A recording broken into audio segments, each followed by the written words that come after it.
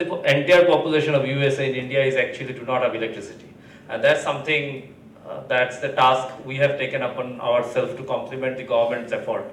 And I think CSR has been one of the prime support of this particular program. We have been working with a lot of companies, both public sector and private sector, to generate resources to implement this particular program. What I do in the next 7 to 8 minutes, I'll take you through the program, what we have been doing, how we have been doing, what has been Teddy's role, and what we have been getting from the companies, and what could be some of the issues that we feel, CSR related issues that we feel if can be addressed can lead to a better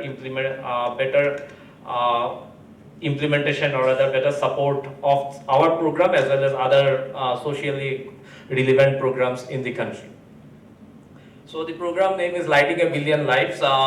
We didn't literally want to light up billion lives. That's a tremendous task. What we really want is to showcase to the world that the gravity of the problem. We have 1.2 billion who do not have access to electricity across the world, and 25% of them are in India. So we thought that it's good to give a name which really can make the community aware about the gravity of the entire issue. So it's a total, it's working towards global sustainability through local action. That's the agenda. So concept of sustainability, I'm not going. You all know that it has to be social, environment, and economic. We also feel that technology plays a big role in today's world, and so you have to have appropriate technology also to achieve the sustainable initiative. So if you go to energy sustainability requirements where we are working, we have to have sustainable energy resources. So that's the reason why we are focusing on renewable energy to provide this lighting, access to lighting.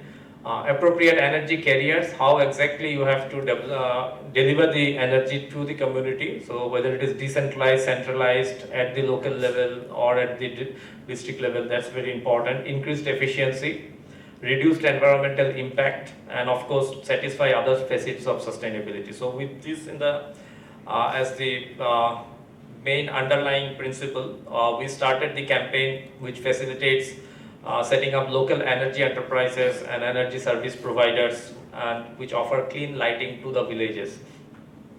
And at the same time also trying to catalyze the rural solar market and equips the local human resources with technical and managerial skill, so that we try to work taking the entire ecosystem as a whole, instead of focusing just on one part of the ecosystem, which we believe will not help us to achieve sustainability in the long run. So what is important is that if we have to work, then we have to work in the entire ecosystem, and that's what we are trying to do. So just to give a rough sharing some rough numbers, we have reached about 3.5 million population in India and abroad, working on not just in India but also in another 10 countries with our local partners there. And we have huge number of local grassroots level NGO, almost 150 of them with whom we work at the local level. And we created about more than 200 enterprises at the district and block level who supports this program for providing after sales service and all those necessary supporting mechanism which is required for sustainability. This is the global presence of the map. You can see the different countries where we are working. This is the national presence. You can see most of the states we are there, but we primarily focus in the eastern region of the country and in the state of UP and Bihar, where the energy access problem is a big issue. So these are the different technologies that we support. It can be solar charging station. I'm not going into details about the technology. It's not an engineering faculty. So, but if you're interested, you can go to the Lighting a Billion Lives website and get to know about all these technologies. This is the energy access continuum that we believe that we have. Either we provide basic lighting facilities and scale up the basic lighting. If you have limited amount of resources, then you have what you would like to do with that. We thought that it's always good to provide the basic lighting facilities first and then graduate later to provide other applications like productive uses and the modern societal needs that are required. So while we are now focusing more on providing basic lights, but at many places where the community has shown their willingness and there is a demand to pay for the services, then we are also going ahead to provide energy services for productive use, and that's how we are trying to take it. So when we have the base with the basic lighting, not all might demand productive use, some of them might demand, and we should have the technology and business model also to cater to that population, and that's what we are trying to do. So the framework that we do, institutional building, which I think is the most important part. My previous speaker just mentioned that the Indian government, one single scheme has 35,000 crore, and in case of electricity access, actually under the recently launched scheme of the Deen Dayal Upadhyay Gram Jyoti Yojana, there is 65,000 crore has been allocated over the next 2 plan period. So money is not a big problem in India per se.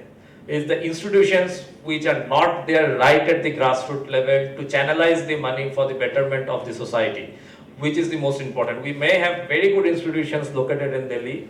We may have very good institutions located in some of the metropolitan cities or some of the state capitals, but you really don't have a capacitated institution right at the village level or block level to channelize the entire fund. And that's one of the reasons why I strongly feel a lot of leakages of funds happen. If you have capacitated, aware institutions who know what they have to do and how to do it, a lot of leakages will get automatically stopped.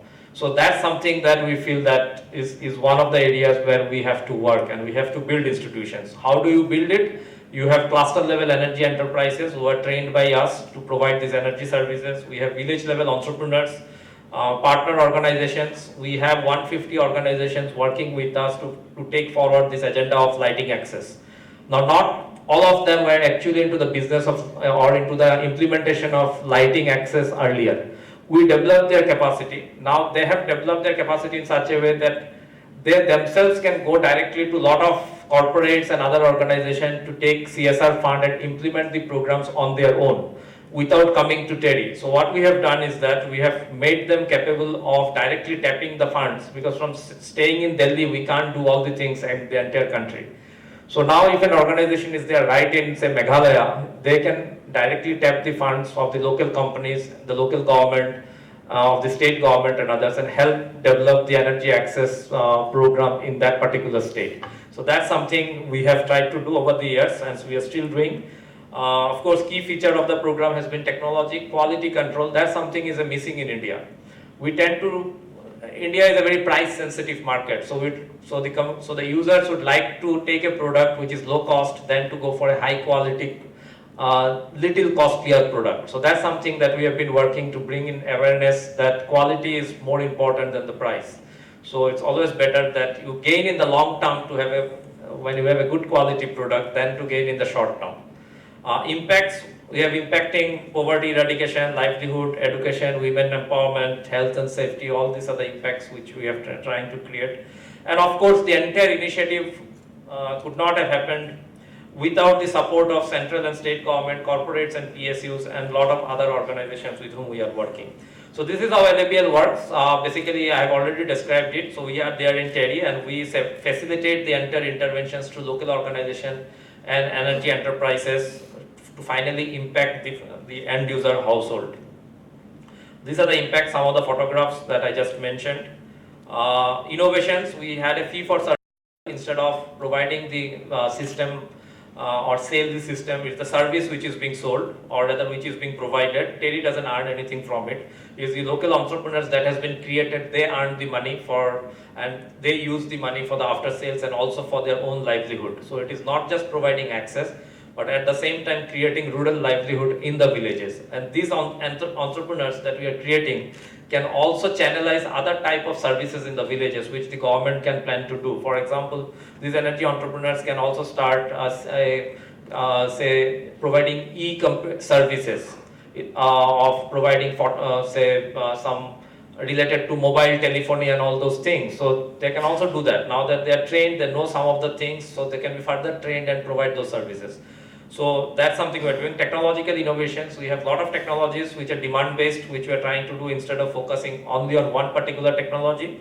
And of course, financial innovation, we started with on the grant, we've graduated to now to grant, equity and debt model. The grant is coming from CSR, the equity is coming from the community, and the debt is coming from the local financial institutions or the MFIs. We are trying to club all the three to make the project financially and sustainably viable instead of just making it as a grant-oriented project. And that's where I think to large extent CSR is playing a role, but they can play a much bigger role because some of the things under which CSR can be implemented or not implemented, I think Mr. Pant can throw light, and I am also here to learn from him this one. So that's an area where we need to work. So these are our various partners in progress. I can only have the major sponsor, not all here. Of course, shared commitment, leveraging CSR with the companies. And however, this is my last slide. So leveraging CSR opportunities and challenges. Of course, CSR 2% is also a big amount of money, and it can support wide variety of activities. The list is provided in the Companies Act, but it almost covers everything under the sky. So that's not a big issue. They are also supporting to multiple organizations at various places for rural socio-economic development. That's the great opportunity.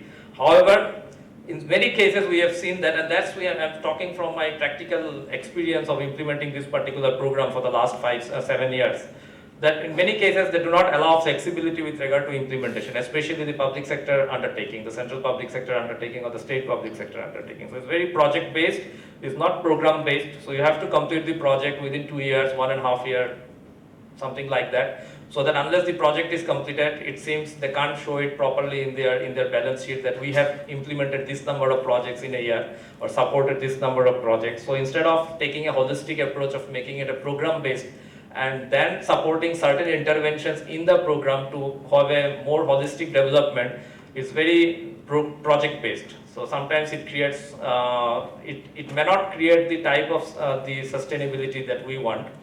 Corporates usually support the hardware and not the software. So when you talk of institution building, if the hardware is being supported or preferred to be supported, but not always the soft cost. The soft cost, I'm not talking of my salary, but talking of the providing a training and then sustaining that training by providing handholding support. So that may not be supported every time. It's not written that it can't be supported, but everybody wants that whatever I support should be visible. And training is not visible. Training has a long-term impact, but is not visible. I can't see a product in the training. I can see a solar item as a product. So that is the view of some of the companies, not all, of course.